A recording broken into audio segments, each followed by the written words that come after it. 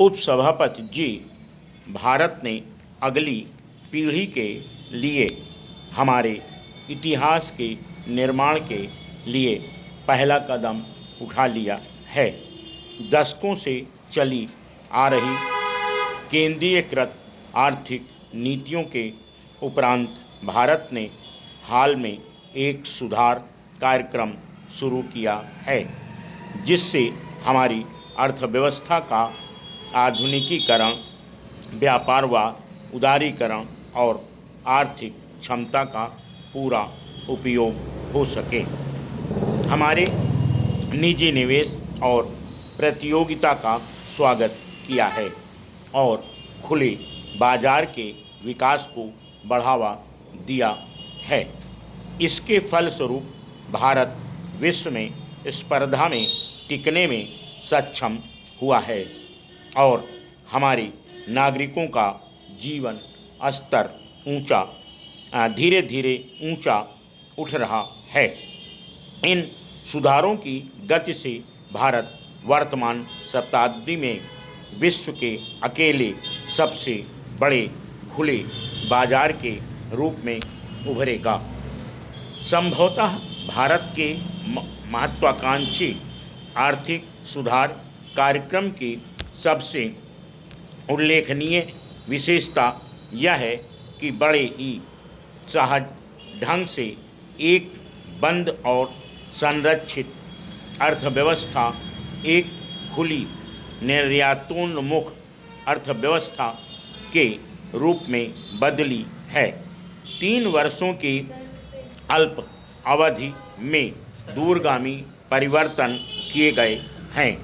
इसके साथ ही सामाजिक व्यवस्था पर पड़ने वाले गंभीर परिणामों के निराकरण के लिए तत्काल कारगर कदम उठाए गए हैं।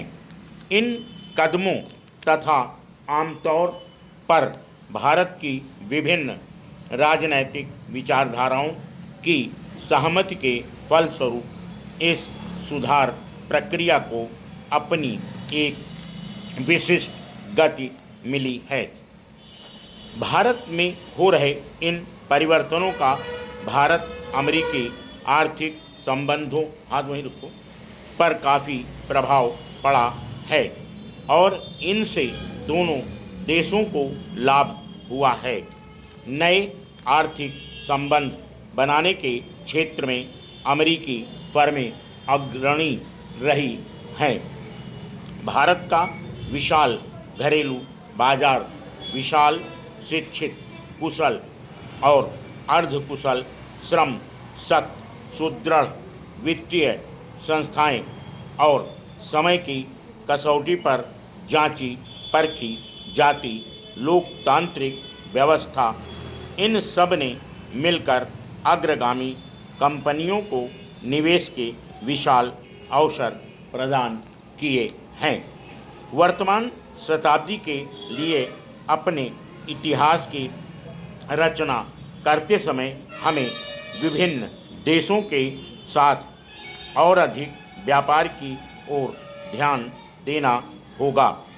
पिछली आधी शताब्दी की एक दुर्भाग्यपूर्ण घटना दुनिया में विनाशकारी आयुधों का निर्माण है।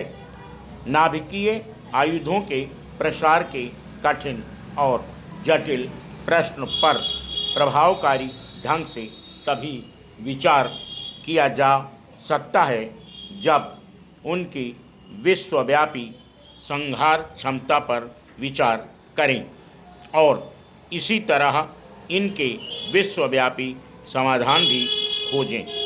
प्रत्येक राष्ट्र चाहे बड़ा हो या छोटा संप्रभुता संपन्न होता है।